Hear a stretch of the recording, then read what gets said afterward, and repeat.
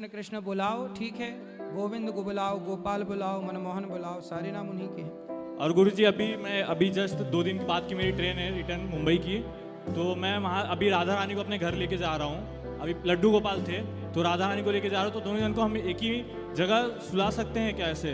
हाँ हाँ। और गुरुजी एक लास्ट प्रश्न ये था, मेरी माता काफ़ी ज़्यादा दुखी रहती है कि आपको बहुत ज़्यादा लोग ट्रोल करते हैं, मतलब मेरे आस पड़ोस में काफ़ी ज़्यादा आपको ट्रोल किया जाता है। उनको ये ऐसा नहीं देखा, जब भी मेरी मम्मी टीवी ऑन करती है या फ़ोन पे कुछ काम करते रहती है तो सिर्फ आपको ही देखते रहती है। वो काफ़ी बहुत बड़ी भक्त है आपकी, तो स्पेशली मैं उनके लिए ही इतना दूर से आपसे मिलना है, क्योंकि वो असमर्थ है, नहीं आ सकती है, उनको कमर में प्रॉब्लम है, उनके बैक में गैप है रीढ़ की हड्डी में, तो उसके लिए वो काफ़ी ज़्यादा दुखी रहती है। गुरुजी आप इस पर क्या बोलना चाहेंगे?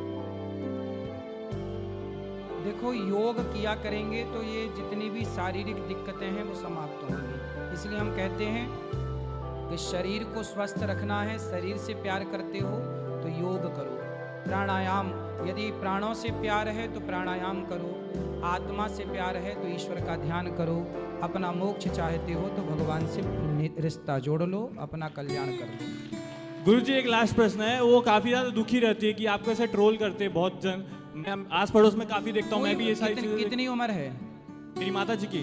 गुरुजी 42। और वो गुस्सा करती हैं?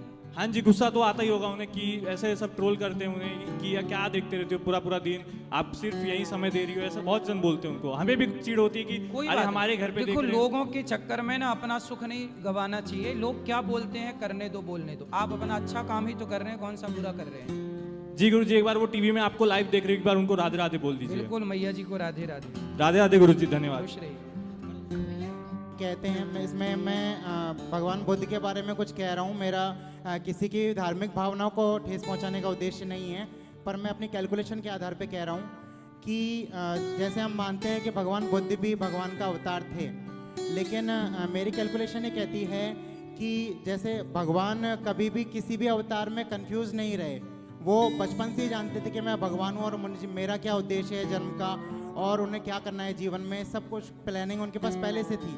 लेकिन बुद्ध का जैसे पढ़ने में आता है कि पहले उनका विवाह हो गया, फिर उन्होंने घर छोड़ दिया, उसके बाद उन्होंने योग किया जिससे उनको ज्ञान प्राप्त हुआ। तो एक तो ये चीज़ है। दूसरी चीज़ हम जैसे देखते हैं कि भगवान कभी भी जन्म नहीं लेते हैं, वो प्रकट होते हैं।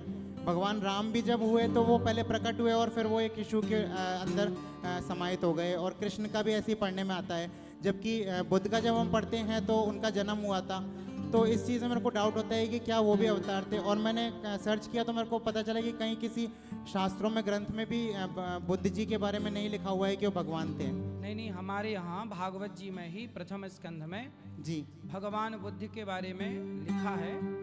और बुद्ध, देखो ऐसा हुआ ना, बुद्ध कई हुए हैं, उनके जितने बाद में आगे पीढ़ी होती गई वो सब अपने को बुद्ध कहते गए। तो जो एक बौद्ध परंपरा है, ये बौद्ध अलग है, और जो हमारे भगवान बुद्ध हुए हैं वो अलग है। उनकी जो कथा है वो अलग कथा है। ये तो फिर अपने को बौद्ध कहते गए परंपरा में। जो काम उन्होंने, अब उन्होंने तो कभी गौ मांस नहीं खाया था या मांस खाने के खिलाफ थे, लेकिन अब बौद्ध अनुयायी तो मांस भी खा रहे हैं। वो कहते हम मारते नहीं हैं, पर मरी मराई मिल जाए गैया तो पका के खा लेते हैं।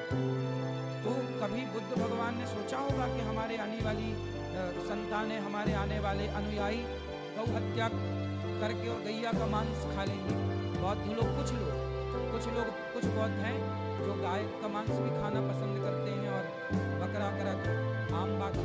तो कभी उन्होंने ये नहीं कहा ना कि आप मांसाहार करो, लेकिन उनके अनुयायी अब उसे ठीक ठहरा रहे हैं, तो मतलब वो बुद्ध की बात गलत होगी। बुद्ध ने कभी नहीं कहा कि तुम मांस खाओ। अब आपने अपने आदर्श की बात नहीं मानी, अपने आदर्शों को ठुकरा दिया, तो वो गलत नहीं थे ना बुद्ध। उनके अनुयायी मानने वाले गलत परंपराएं चलाए, लोग उसी को सही समझ गए। ऐसा है ना कि 100 झूठ बोले जाएं तो कई बार झूठ भी सत्य जैसा लगने लगता है। ऐसे गुरुजी, आपसे बस इतना निवेदन है कि आप मुझे इतना आशीर्वाद दें कि मेरे अंदर से सभी दोषों का